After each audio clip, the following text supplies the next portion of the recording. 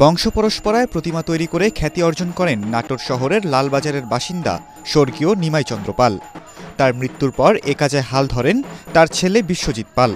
গত বছর 50 কেজি ধান দিয়ে প্রতিমা তৈরি করে দেশব্যাপী সাড়া ফেলেন বিশ্বজিৎ পাল। এবার তিনি শহরের কদমতলার রবি সুতম সংঘের মণ্ডপের জন্য সোনালী আঁশ পাট দিয়ে মোড়ানো প্রতিমা তৈরি করে দেশব্যাপী প্রশংসায় ভাসছেন। এ কাজে সহযোগিতা করেন তার ছেলে কাব্য পাল। কাঠ, বাঁশ, মাটি ও উজ্জ্বল সোনালী বর্ণের পাটের আঁশ সংগ্রহ করে প্রায় 2 মাস অক্লান্ত পরিশ্রম করে প্রতিমা তৈরির কাজ শেষ করেন তিনি। সাজসজ্জার কাজ শেষ করে প্রতিমাটি স্থাপন করা হয় মণ্ডপে। দুর্গার পাশাপাশি মণ্ডপে একইভাবে তৈরি লক্ষ্মী, সরস্বতী, কার্তিক, গণেশ, অসুর ও সিংহ স্থাপন করা হয়। প্রায় 20 কেজি পাটের আঁশ ব্যবহারের পর রংতুলির আঁচড়ে চোখ মুখ সহ পুরো প্রতিমার আদিরূপ ফুটিয়ে তোলা হয়। প্রতিমাটিতে শাড়ি ও অলংকার সবকিছুতেই ব্যবহার করা হয়েছে পাটের সূক্ষ্ম আঁশ।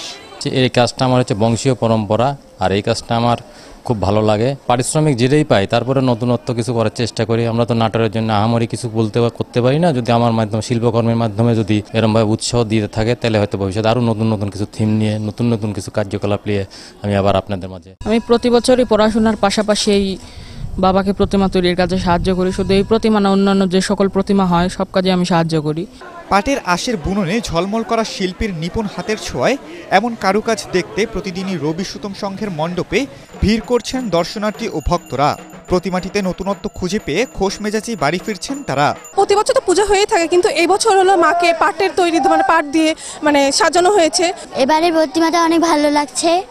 গেলবার আমাদের এখানে প্রতিমাটা হয়েছিল ধানের, এবার হয়েছে পাটের। আমরা খুব খুশি। আমরা প্রতিবারের নতুন একটা কিছু দেখতে চাই। আমরা চাই প্রত্যেক বছর এরকম আরো অনেক ধরনের ব্যতিক্রম ধরনের দুর্গা প্রতিমা তৈরি করুক। ভক্তদের মনোযোগ আকর্ষণ করতে প্রতি বছরই রবি সুতম সংঘ ভিন্ন রকম প্রতিমা তৈরির উদ্যোগ নেন। এবছরও তার ব্যতিক্রম হয়নি। গতবার তাদের ধানের তৈরি প্রতিমা চারদিকে হইচই ফেলেছিল। এবার পাট দিয়ে তৈরি প্রতিমা সারা দেশে আলোড়ন সৃষ্টি করায় খুশি আয়োজকরা। প্রতিবারই আমাদের ইচ্ছা থাকে নতুন কিছু আয়োজন করার, তো সেই পরিপ্রেক্ষিতে এই বছরেও আমরা পাট দিয়ে প্রতিমা তৈরি করেছি। এটাও বেশ নাটোর শহর সহ বাংলাদেশের বিভিন্ন স্থানে বেশ সাড়া ফেলেছে।